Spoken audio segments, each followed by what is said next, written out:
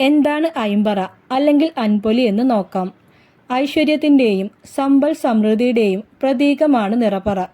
പ്രധാനമായും ഉത്സവ നാളുകളിലാണ് പറ എഴുന്നള്ളിപ്പ് നടത്താറുള്ളത്. ഭക്തർ ദേവപ്രീതിക്കായി നടത്തുന്ന പ്രധാന വഴിപാടാണ് ഇത്. ക്ഷേത്ര സന്നിധിയിൽ ദേവന് മുന്നിൽ പറയിടുന്നതിനെ തിരുമുമ്പിൽ പറയിടൽ എന്ന് പറയുന്നു.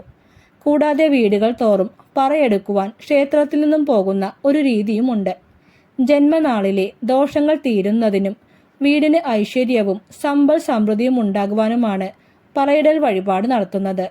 നെൽപ്പറയാണ് കൂടുതലായി വയ്ക്കുന്നത് എങ്കിലും അവിൽ, മലർ, ശർക്കര, മഞ്ഞൾ, പഴം തുടങ്ങിയ വസ്തുക്കളും പറ നിറയ്ക്കുവാൻ വയ്ക്കാറുണ്ട്.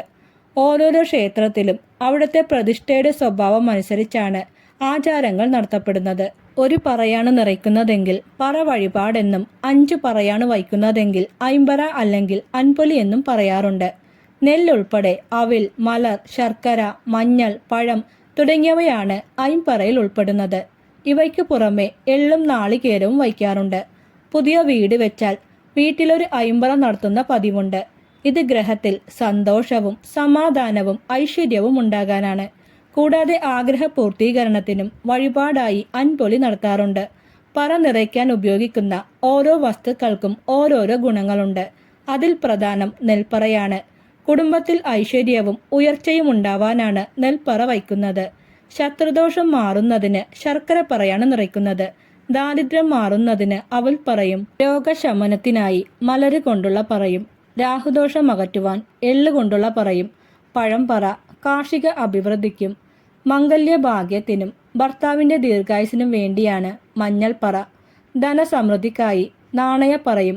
കാര്യതടസ്സങ്ങൾ മാറുന്നതിന് നാളികേരം കൊണ്ടുള്ള പറയുമാണ് നടത്താറുള്ളത്. ചുരുക്കി പറഞ്ഞാൽ തലമുറകളുടെ ദേവഹൃണം പരിഹരിക്കുവാൻ പോലും സാധിക്കുന്ന തരത്തിലുള്ള നിറപറ ഒരു ചെറിയ വഴിപാടല്ല.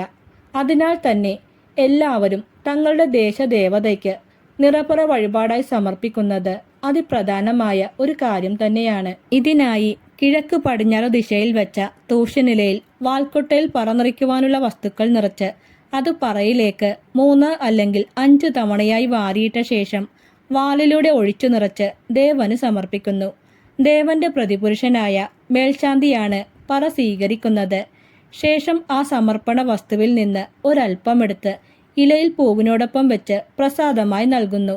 വീണ്ടും പറ നിറയ്ക്കുന്നവർക്കും സ്വീകരിക്കാൻ നമുക്കും യോഗമുണ്ടാവാനാണ് സ്വീകരിച്ചതിൽ നിന്നും ചെറിയൊരു ഭാഗം പ്രസാദമായി നൽകുന്നത്. സത്യത്തെ സാക്ഷിയായി നടത്തുന്ന കർമ്മങ്ങളിൽ ഒന്നായി ഇതിനെ കണക്കാക്കുന്നു. മഹാലക്ഷ്മിയുടെ സാന്നിധ്യം ഈ വഴിപാടിലൂടെ ഭവനങ്ങളിൽ ഉണ്ടാകുമെന്നാണ് വിശ്വാസം.